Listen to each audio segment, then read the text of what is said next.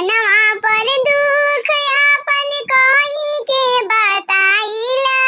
सुनाए राजा जी अलगा रहला में भलाई बा। सुनाए राजा जी कैसे पोटी भाभी तो हर मुहावा बनावेली। जाई जाई गाँव घर में हमरा दुखवा गावेली। कैसे पोटी भाभी